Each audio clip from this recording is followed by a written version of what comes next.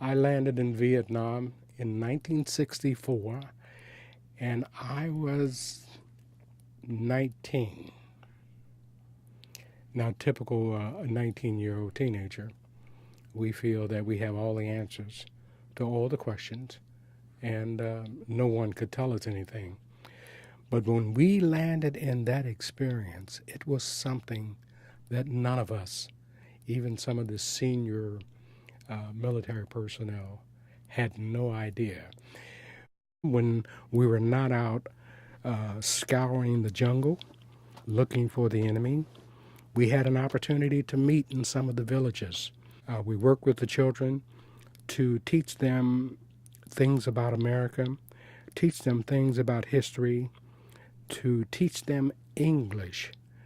And that's why when I realized that children are children are children are children. It didn't matter which country they were in. It didn't matter the color of their skin or the language that they spoke.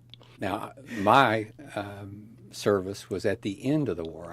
I arrived in 1971 and did my tour of duty then. I was posted to the 101st Airborne. I was a field artillery officer, and I was attached to an infantry company as its forward observer.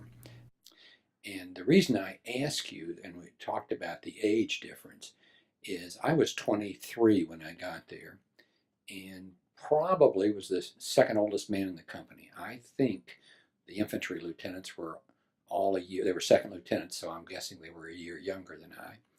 And the captain, I'm going to guess, was 2 or 3 years older than me. And everybody else was 18 or 19 years old, just like you.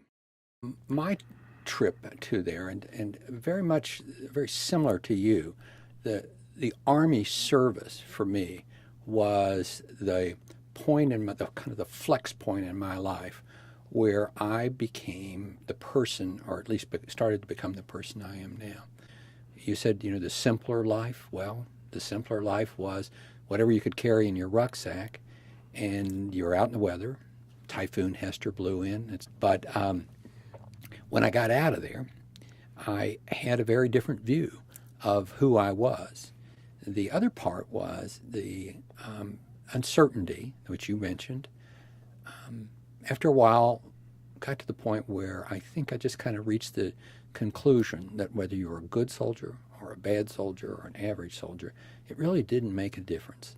The casualties were the casualties. Something as simple as what place in the line of march you got in that day might determine whether you had supper or not. And at first, that's a pretty devastating realization, and it could be depressing. But in its own way, it became liberating because for the first time I realized there are things that you can't change. But when I balance everything out, I walked away from that experience a much, much different and I think better person to face the life that I've had, which has been very fortunate in many ways. When I came back, I started working for Cincinnati Bell. I used to sit around the break room and I used to hear individuals talk about the only way you can get ahead in this organization is that you must have a college degree. All of a sudden, the light went on in my head. I realized the GI Bill. I became a corporate trainer.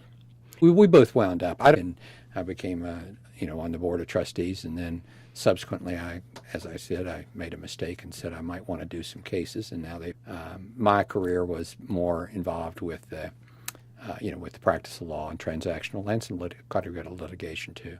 And I've spent some time dealing with nonprofits on both sides. You have to be very judicious in your time. Your lifelong devotion to children is just this extended. This is all you've done is extend what you started as this is what I trained to do Yeah. all of my life. Right. And that was the statement that I understood in Vietnam. Mm-hmm. This is where I'd be It's an dead. interesting Thank you. life that you've had to live. Yeah. So in doing that, and we've both been fortunate. We both seem to be healthy, and we're still here and moving around, and still imagine we're those 24-year-old, or in your case, 18-year-old soldiers who could pick up a rucksack and a rifle and take off for 10 miles, Yeah. right? Or 10 clicks. Yeah. Yeah. A great experience. Yeah. I wouldn't take a penny to do it again, but I wouldn't take $1 million for the experience. I say it's very close to that. say I wouldn't do it again. I wouldn't choose to do it again, but I would never give up the fact that I'd had it done. I would never give up that experience. The one thing that stays with you, the only thing you need to know and to understand is yourself. Well, there's one odd thing I'd add to that, and that's impatience that you and I have when we go to a shopping mall and people are just milling around and not walking with a purpose. Now, how's that? That's a Yeah, keeper. well, that's a downside.